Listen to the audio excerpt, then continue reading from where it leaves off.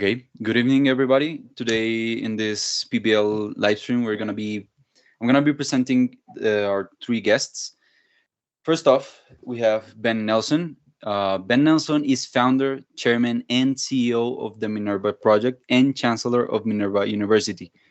Ben founded Minerva in 2011 and with the goal of nurturing critical wisdom for the sake of the world through a systematic and evidence-based approach to learning. Nelson has, since, built the Minerva University into the most selective and effective university in the United States, and has developed a business to share Minerva's unique approach with other like-minded institutions, corporations, and governments. Prior to Minerva, Nelson spent 10 years at Snapfish, where he helped build the company from startup to the world's largest personal publishing service. Serving as CEO from 2005 through 2010, Nelson began his tenure at Snapfish by leading the company's sale to Hewlett Packard for $300 million. Nelson holds a BS in economics from the University of Pennsylvania's Wharton School, where he created a blueprint for curricular reform in his first year, the principles from which he drew to frame Minerva. Then we have Dr. Frank Locher. Frank created and now co-teaches at the Harvard University Graduate School of Education course Learning Environments for Tomorrow, LEFT.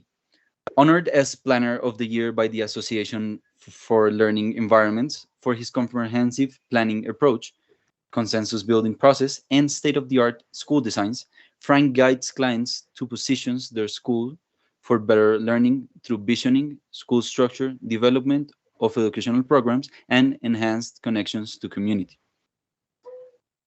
Last, we have Amaris Salazar, who has 25 years of experience as a progressive educator in the United States and internationally.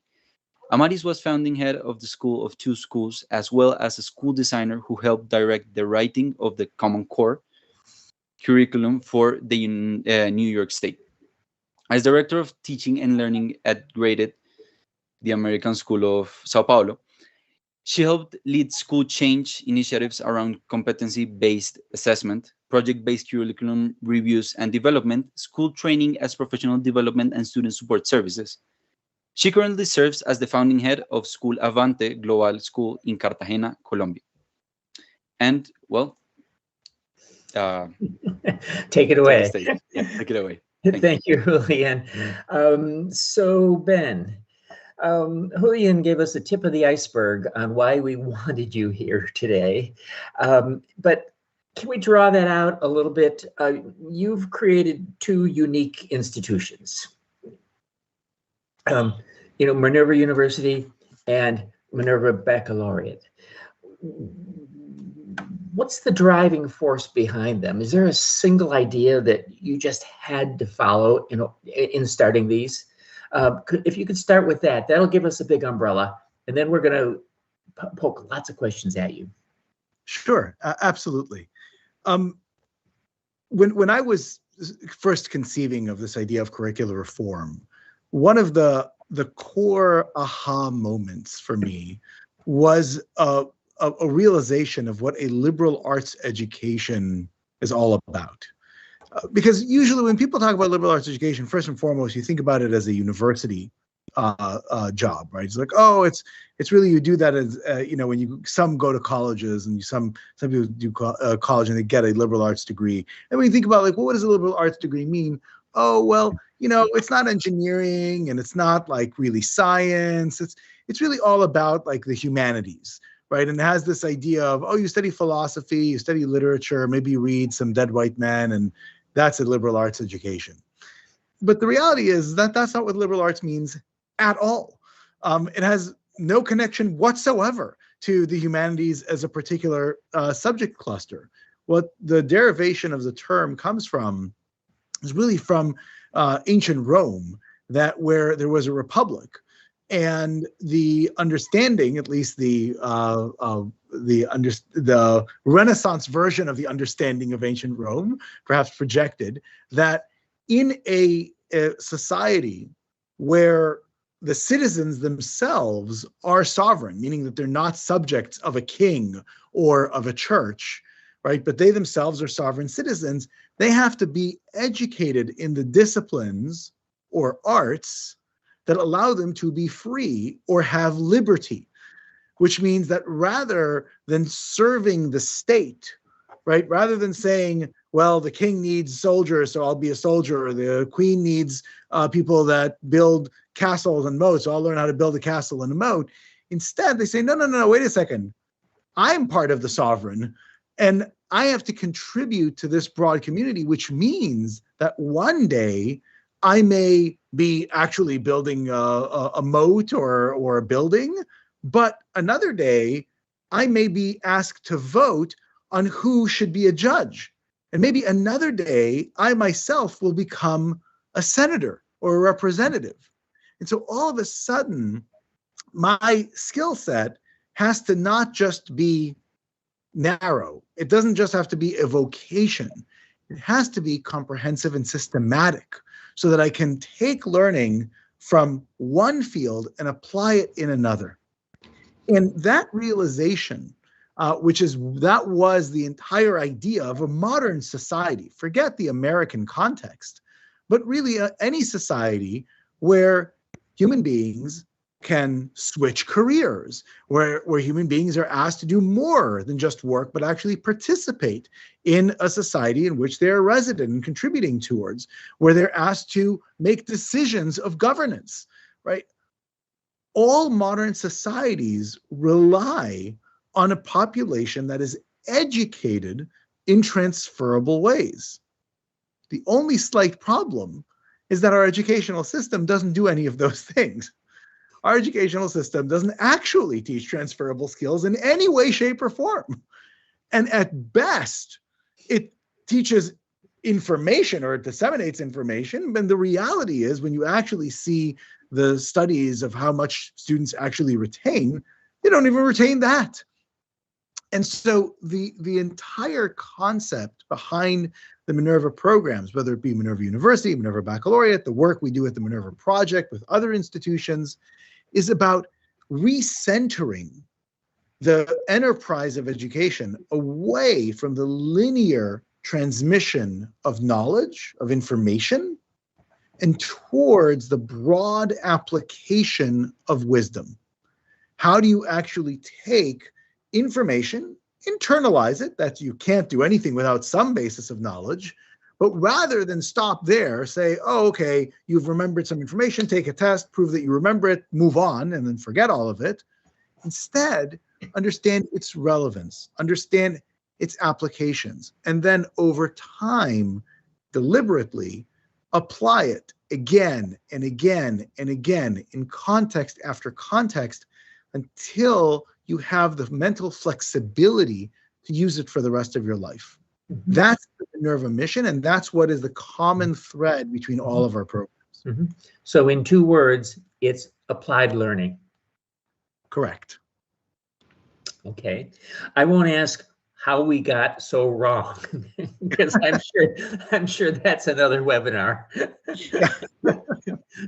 But well, it's actually it's a very quick and interesting story, which is the original approach to liberal arts education, well, the revised original approach in the 18th century was basically, well, if you need to know the various disciplines, all the practical knowledge, teach students everything, because humanity just didn't know much, right?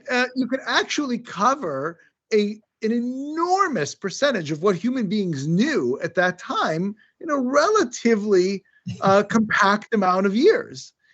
But as knowledge progressed, right, that idea became less and less tenable. And so all of a sudden, you had this stasis where you wound up reading the classics because, well, we used to read the classics, but the classics were the only things we used to have, right? And then the education became less relevant. And when it was time to reform, when it was time to finally shed the old curricula, rather than replacing it with the goals of the original curricula, which is systematic thinking, What was it replaced with? Well, I don't want you to read that book, so instead read this book. It stayed in this idea that education is content, not applied concept. Mm-hmm. Okay. Yeah. Oh, what a great summary. Can we shift this then to diving into your two institutions? So you've got Minerva University and you've got Minerva Baccalaureate. I'll let you explain the essence of them, but they share a name, but they seem to be quite different. But maybe they're not quite so different. Yeah. Where are they? Sure. So we do have a couple of different entities. So Minerva University was the first institution that we built, and it was designed to be a rethought from the ground up university that would have wisdom, or what we refer to as critical wisdom, as its singular focus. And so we went and constructed an ideal version of a university.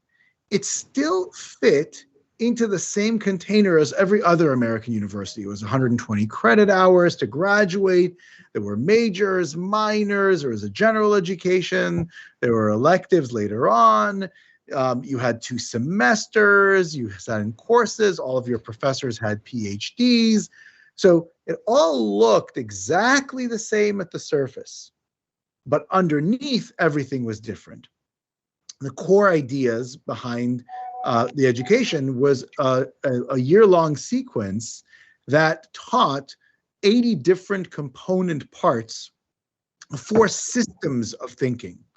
And so it's not teaching you what to think. It's not even teaching you how to think. It's teaching you various modalities of thinking, and being able to get the students to be able to apply that no matter what it is that they do. And then we created this academic program that was both scaffolding those core learnings into upper level subject areas, but also scaffolding them into the lived experience, where students were not living on a secluded campus. They were living in residence halls together in some of the great cities around the world, and they would travel from city to city. So as they were applying what they learned in their first year in their upper level courses, and applying it from class to class, they'd apply it from culture to culture. They'd apply it from work situation to volunteering. They would have all of these different contexts in which they would develop that mental flexibility. In any case, the ideal of Minerva University then created an influence for other institutions.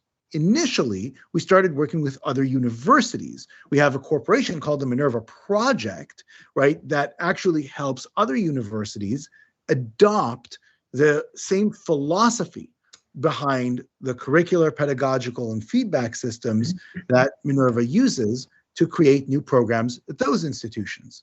And then we launched the Minerva Baccalaureate.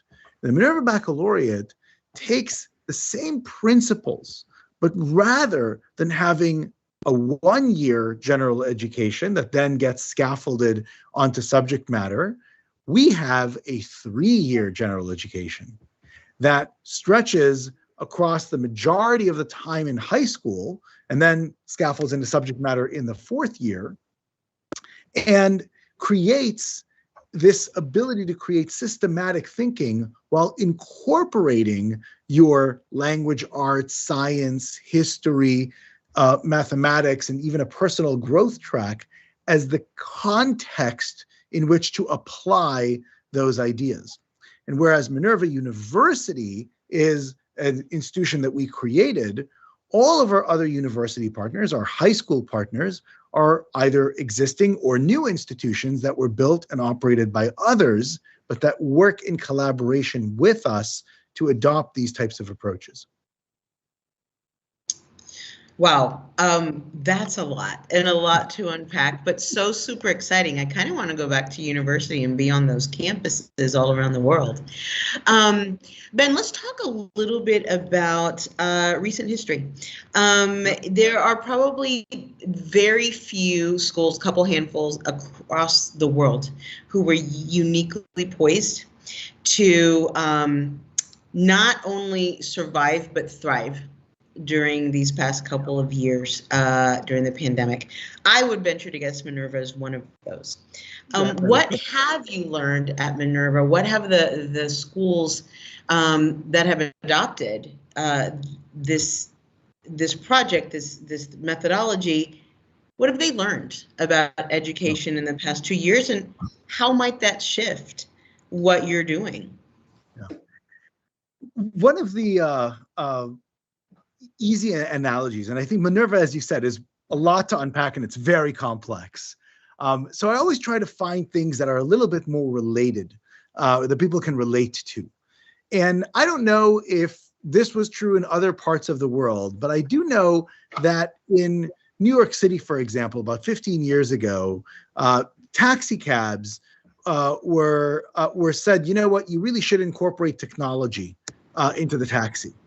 And the way that taxi cabs in New York incorporated technology is that they got a TV screen that was that they put in front of the in the passenger area that had a volume that was completely unworkable. It was always screaming at the people in the back on a loop with a bunch of commercials and some short form content by some TV sponsor.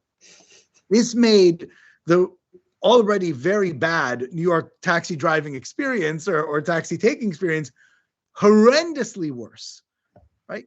Yet only a few years later, right, a couple of people were trying to think, well, you know, the taxi experience is really quite terrible. You can't get them, you call them, they don't show up. What is a better way of getting from wherever you are to wherever you want to go? And they built Uber, and they built Lyft, right? And they built Didi and other companies all over the world that use technology for the purpose of actually getting the goal effective, or be done effectively. Universities during COVID were a lot like taxi cabs. They provided a pretty bad service for their students to begin with, before COVID.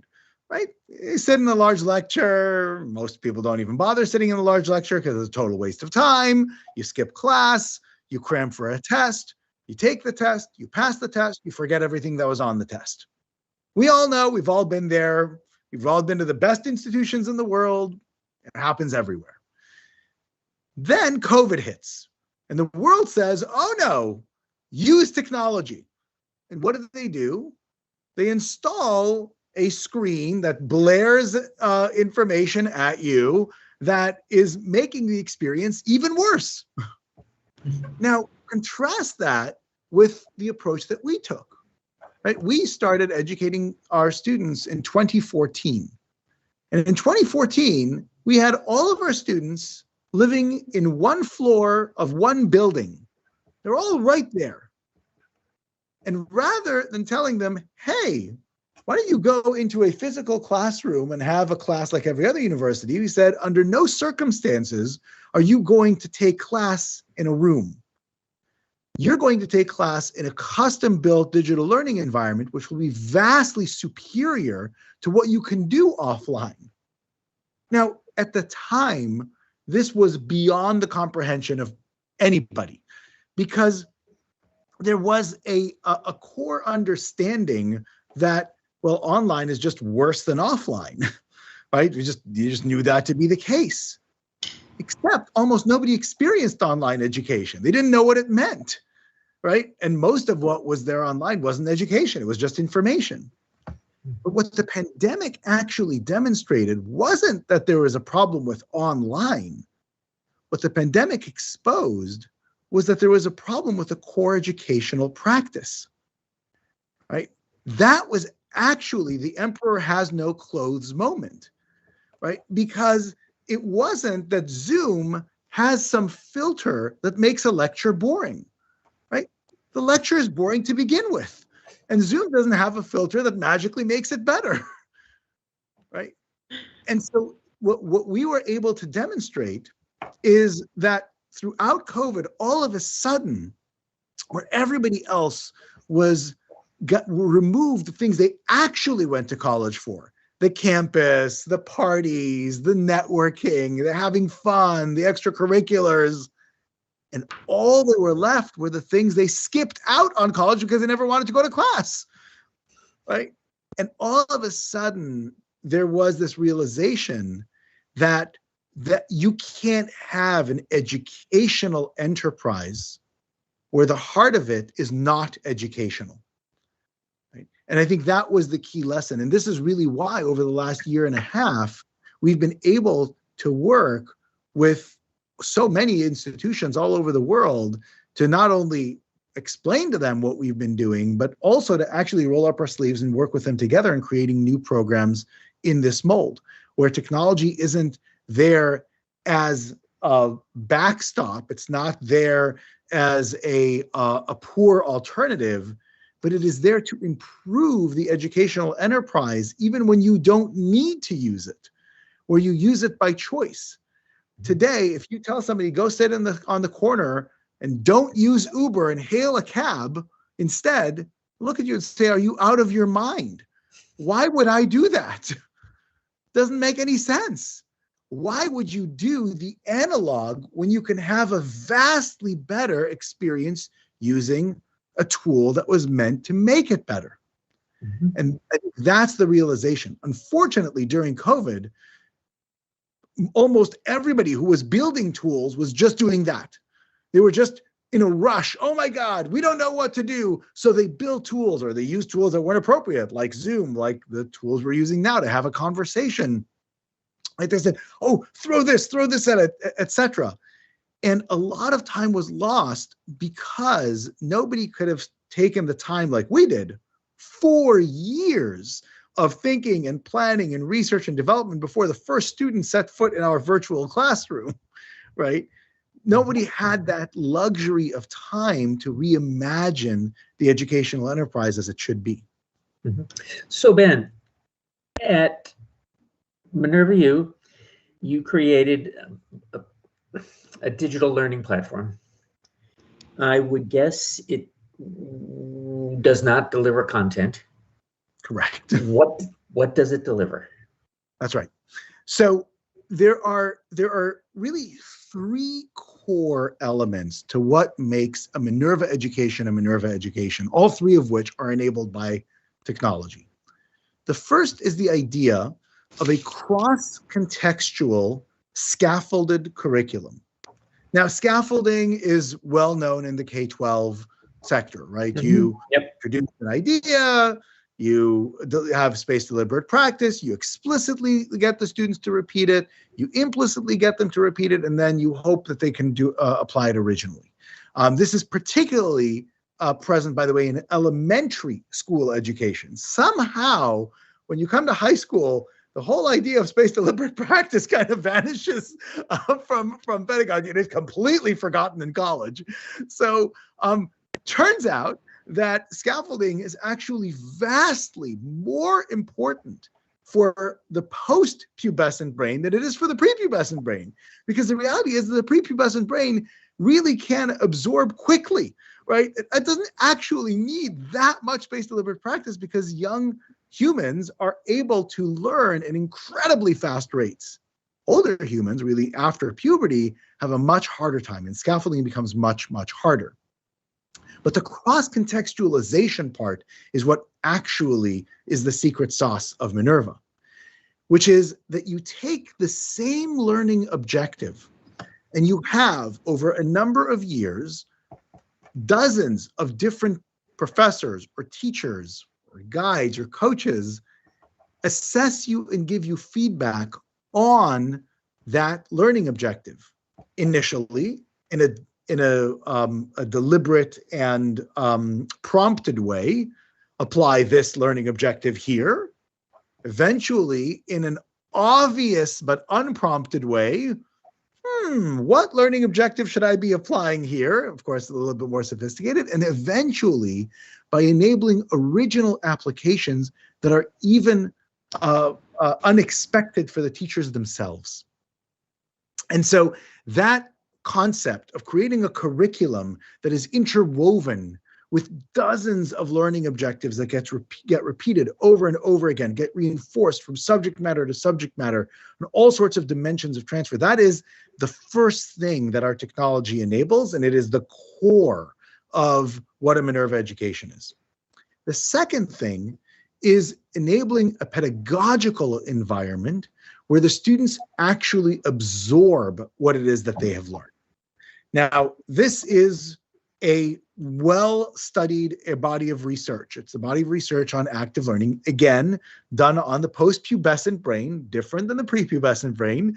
In fact, there's some evidence that you can lecture to elementary school children, and that's perfectly fine because they can absorb it. There's also incontrovertible evidence that if you lecture to young adults and adults, they can't remember a damn thing. So we know that it simply doesn't work, and we've known this for 40 years. But active learning techniques are challenging. They're difficult. And they require a cognitive load by the teacher or the professor that makes both active learning and class management particularly difficult. Well, guess what is useful when you want to augment the abilities of a human brain?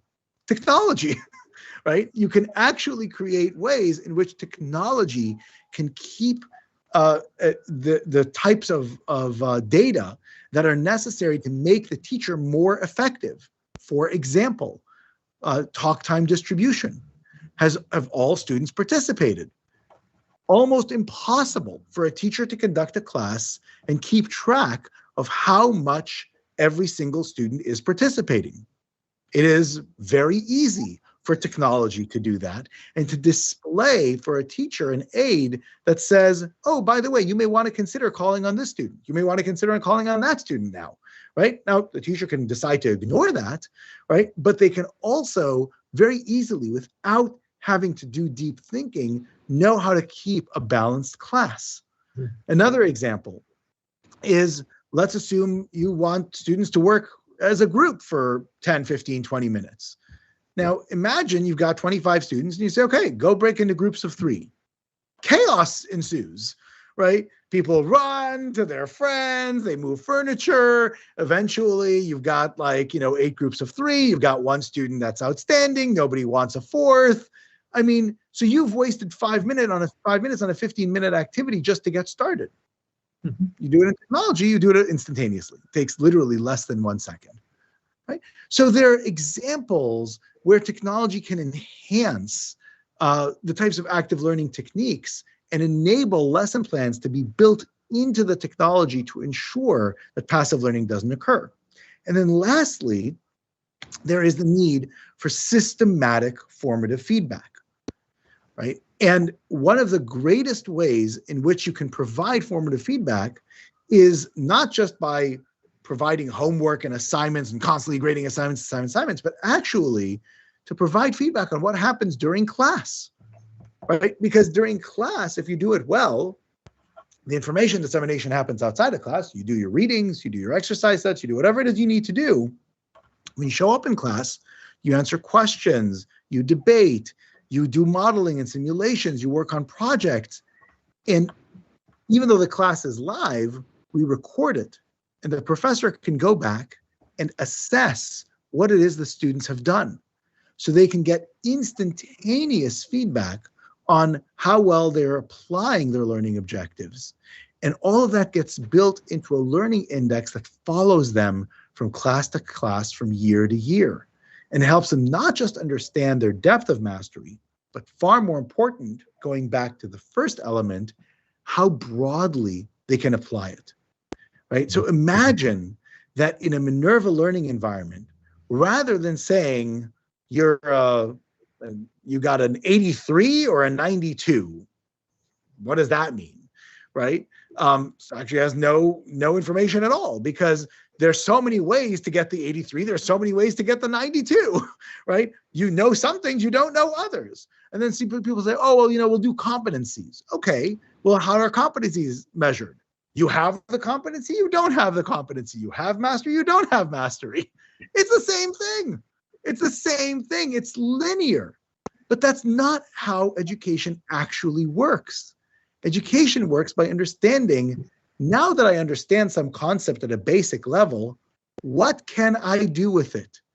Can I apply it across 4 different dimensions of transfer, or some combination of them? Or can I effectively apply it only across 1 dimension of transfer, or in 1 subject area?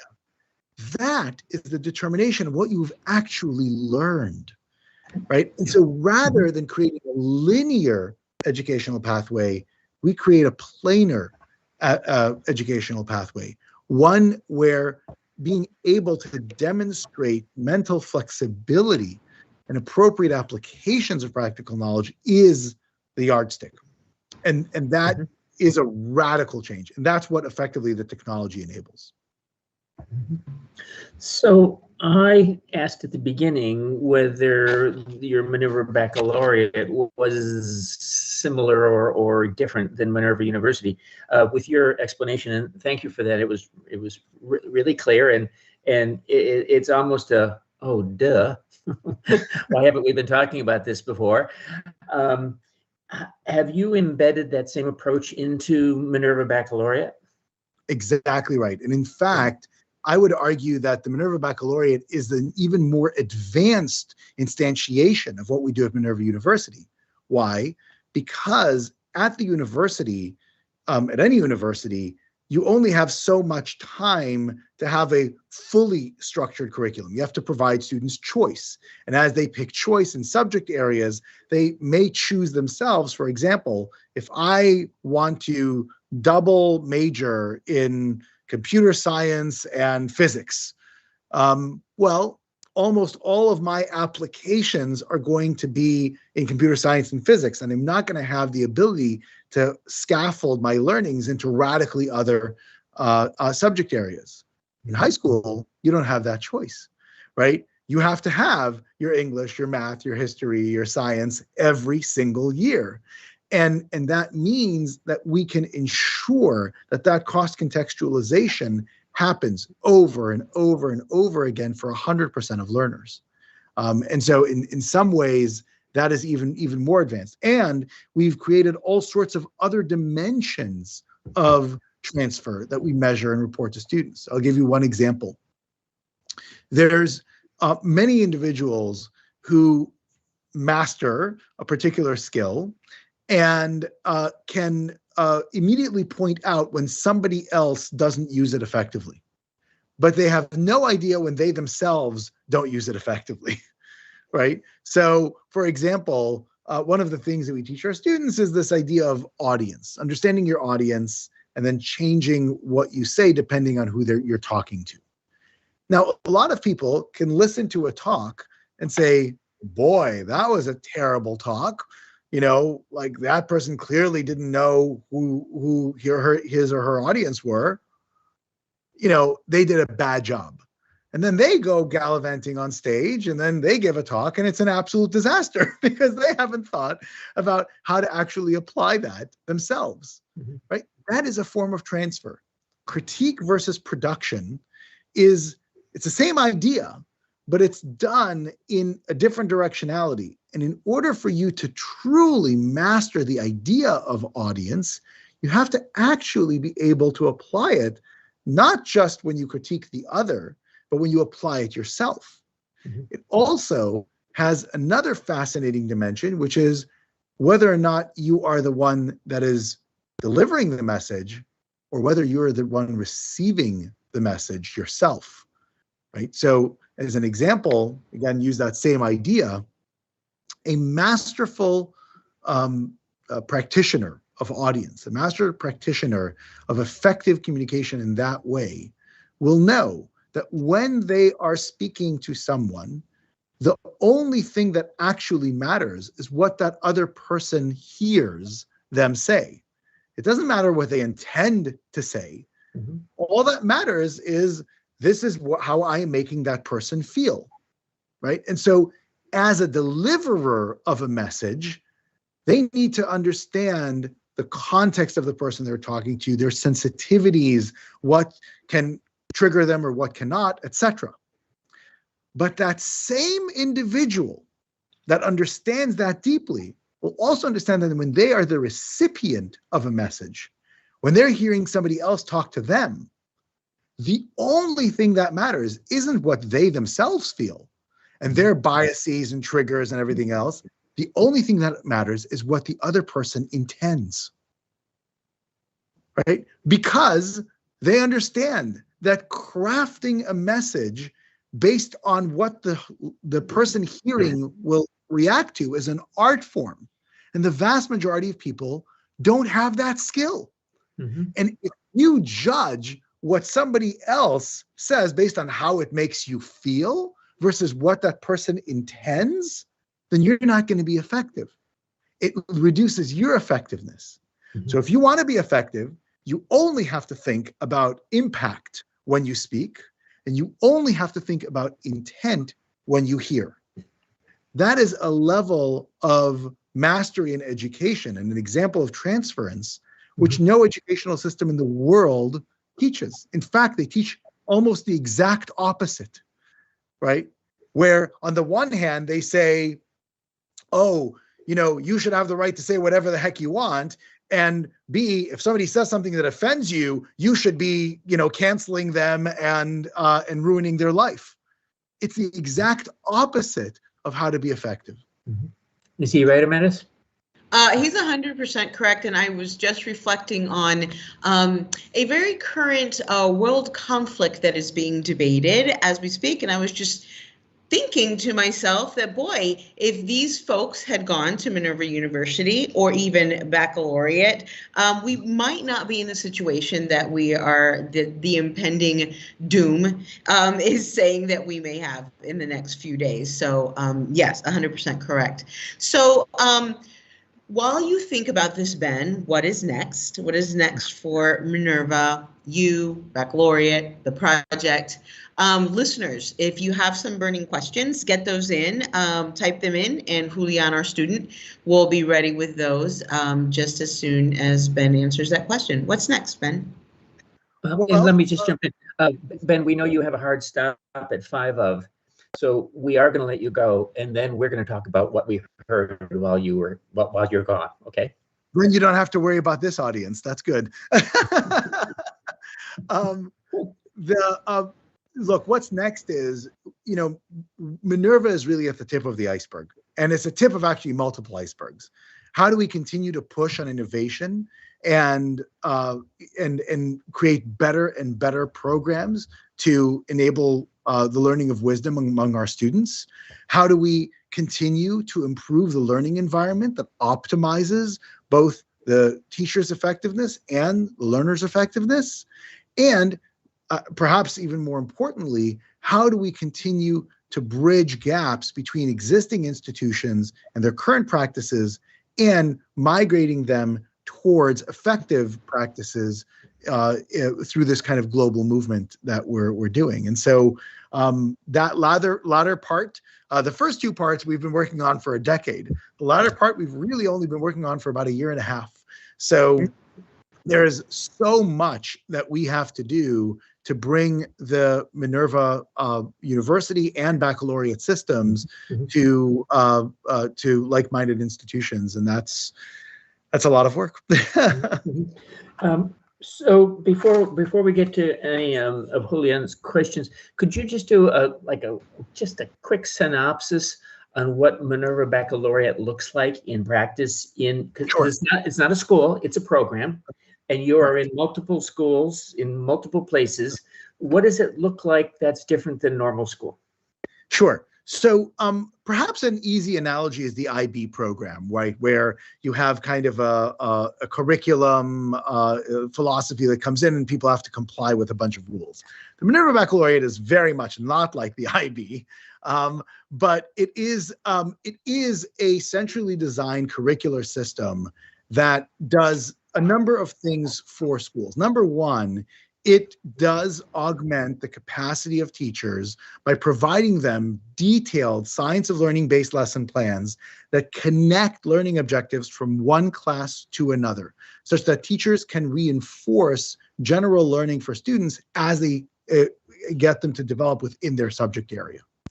It also shrinks the footprint of the amount of time that's necessary for generic class time by quite a bit. It only meets for an hour and 40 minutes a day, 5 days a week. That's it. And what that means is it frees up teachers' time to be able to work with students on a one-on-one basis or a small group basis for those that need it. So for those students, for example, that do their homework in math and English, it doesn't matter in what, and are struggling with it, rather than having them sit in a class with a bunch of students that have gotten it in that week's homework, those students will be bored. The students that haven't gotten it are lost, and the teacher tries to teach some mythical middle. Instead, the teacher can work with those students that are struggling with some concepts, make sure that they come along that journey, and then class time isn't used to regurgitate homework. It's used for novel applications of the concepts that they've learned, a way that all the students can be engaged and interested in. And so what it then does is that it frees up the school to do a whole bunch of other things by leveraging the talents of teachers, the talents of the school or community overall, to do more project-based work, to apply frameworks in other ways. And it relegates homework to homework, right? And relegates social learning to true application. And then the majority of the school day for support and physical, hands-on project work that allows a student to create relevancy throughout their entire day. Mm-hmm. Nice synopsis. Thank you. Thank you. Julian, do we have any questions? We do actually. We have one coming from our audience and one I actually have. So coming from our audience, we have Juan Pablo Suarez, who asks, what do you think about the importance of teaching this generation about the importance of dealing with failure? Mm-hmm. So I think there's a, I come from Silicon Valley.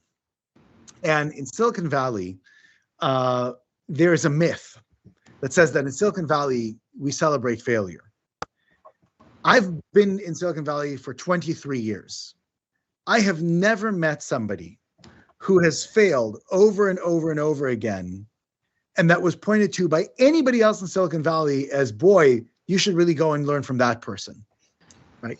The only failure that is celebrated in Silicon Valley is the retrospective failure of someone who is already successful, right? That is it, right?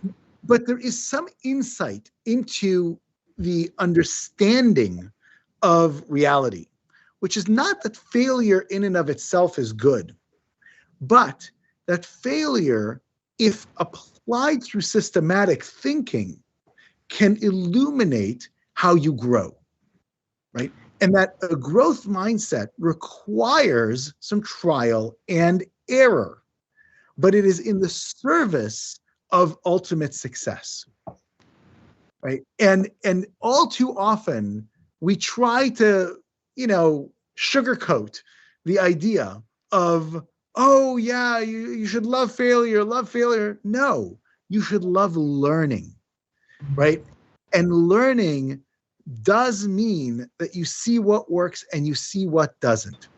We often say that a Minerva education isn't about what's right and wrong. It is about what is certainly wrong versus what is possibly right. Right? And being able to distinguish those things, right? And that also is true for failure. There are some failures, that nobody should experience. Nobody should go to the top of a 5-story building and say, maybe I should just jump, right?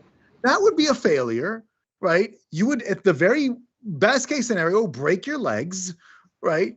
But that's not a failure that should be celebrated. That's just stupid, right?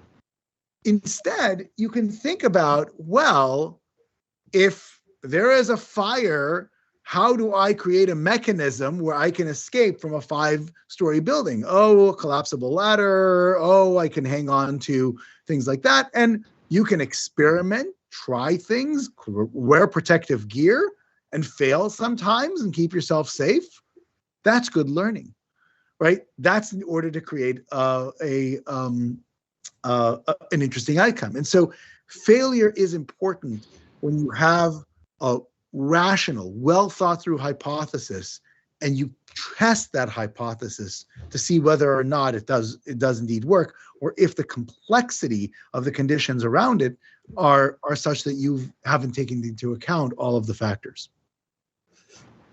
Thank you very much. And I actually had a question because amongst the many things, the many points you touched on that I found interesting, you talked about how both schools and all software development towards what we had in education, meaning you gave the example of, for example, Zoom and all that was like a means to throw everything to the wall to see what stuck.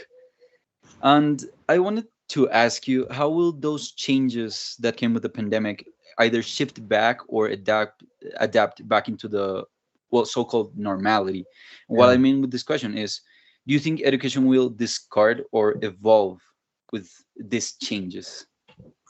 Yeah, so I think it will actually do both, but neither of them are going to be sufficient.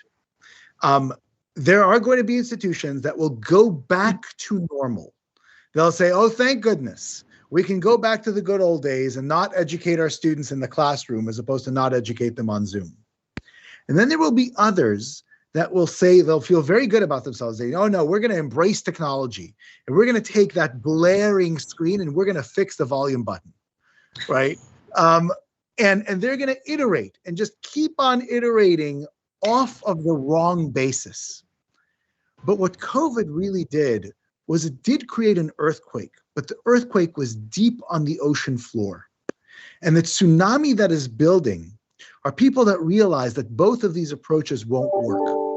And that what is necessary is a rethinking, a reformation of the approach to education, a creation of an educational program as opposed to individual educational classes that are disconnected from one another, and that programmatic approach needs to be centered on how people learn, truly learn, not just memorize, not just recall, but are able to understand and apply. And when those programs across high schools, universities, even postgraduate or in graduate programs, when they adopt those types of approaches, those are the institutions that will be the tsunami. Those are the institutions that every student will eventually demand that they go to.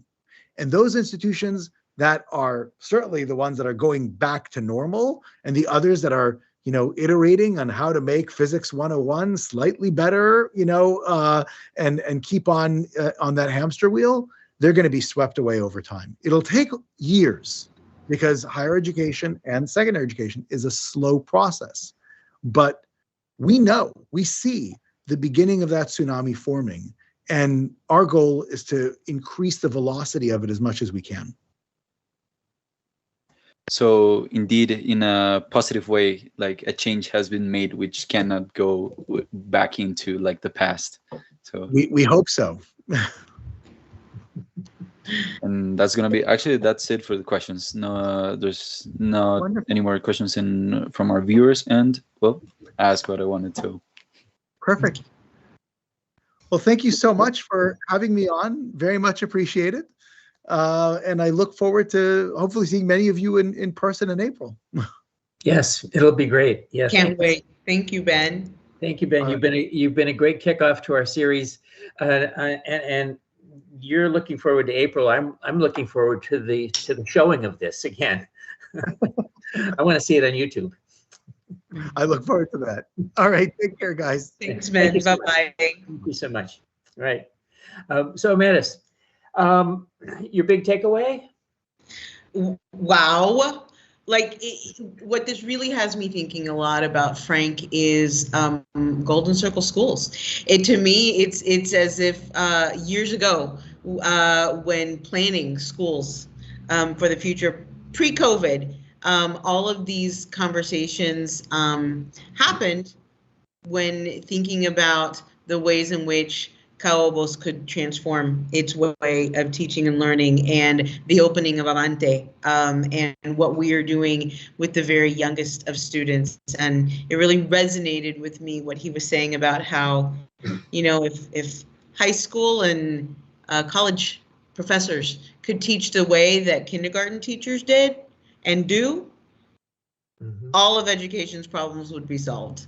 So I'm really so a lot to unpack with what he had to say, and I can't wait to see how we can continue to embed some of these ideas into what we're doing every day. Yeah. And so Ben did make reference to seeing us in April, and he will be with us certainly at the Bogota section of our Revolution in Education Congress, and I'm thinking he's also going to be with us in Cartagena. So that would be, we have been from Tuesday through Saturday. And my sense of what he has just shown us the tip of the iceberg on is that he and his colleagues have peeled away all of the surface activities that we call teaching and learning, and gotten to a very, very deep, scientifically based understanding of how people really learn, and it's partly developmentally based. He was talking about prepubescent and postpubescent students and how they're different. And if we could hold on to those core issues and then grow our schools around that, and our schools may not look like his, but if we can get to that very, very core, our schools will be much stronger. So with all of that and that aspiration, expectation that he's going to be with us in both Bogota and hopefully in Cartagena at the end of April, we need to work out the venue where he can share these ideas with others. I certainly look forward to doing that. We will make that happen. And so, Frank, I know we have another exciting webinar coming up next week. That is correct.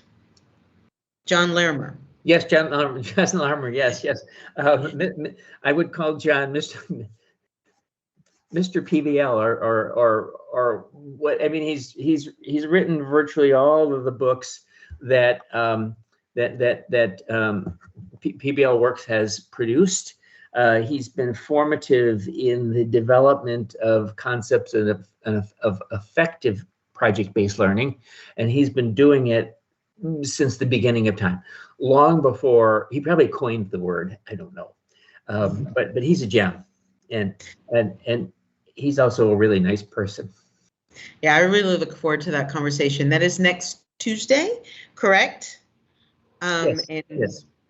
That will be flooding our social media networks and platforms. So look for that link in those times. And Julian, thank you so much for being with us. It's always great to have a Kaobos student with us. So thank you so much, Frank. It's been great having this conversation with you, and hope everybody has a wonderful evening. Thank you so much. Okay, thank you.